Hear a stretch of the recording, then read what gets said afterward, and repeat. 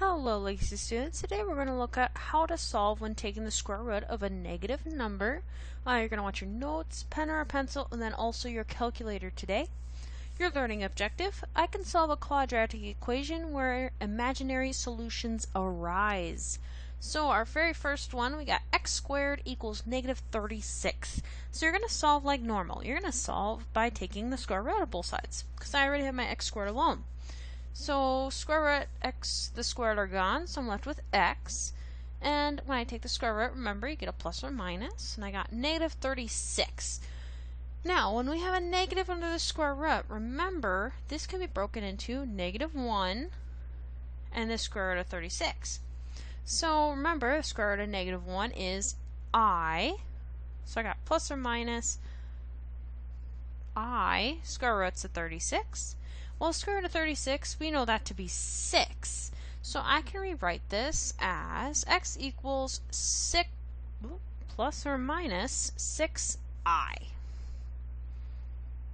You could write it as I6, but it's nicer to have the number in the front of your I so your number doesn't get lost.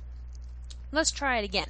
So I got x squared plus 18 equals negative 72. So I'm going to subtract 18 from both sides. And I'm going to get x squared equals negative 90, I think. Negative 72? Yeah, that's 90.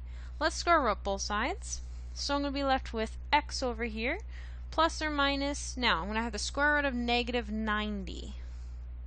So let's take that I out right away. Be left with 90 in there. Now, 90, I think I can take something out of that. I'm pretty sure I can take a 9. So I'm going to have the square root of 9 and the square root of 10. Well, the square root of 9, I know that is 3. So I can rewrite this as x equals plus or minus, well, the 3 can go with the I, so it's going to be 3i square root of 10. Not too bad, right? Last one. I have x plus 9 quantity squared equals negative 4. So this one, I can't subtract the 9 because it's inside that squared. So first I got to square root both sides. X plus 9 equals the square root of negative 4. Oh, don't forget my plus or minus.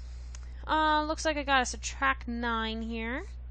So I'm going to get x equals negative 9 plus or minus the square root of negative 4. Let's figure out this though. The square root of negative 4, well, I know there's an I hidden in there. And then the square root of 4. Well, I know the square root of 4 is 2, right? So I can rewrite this as x equals negative 9 plus or minus 2i.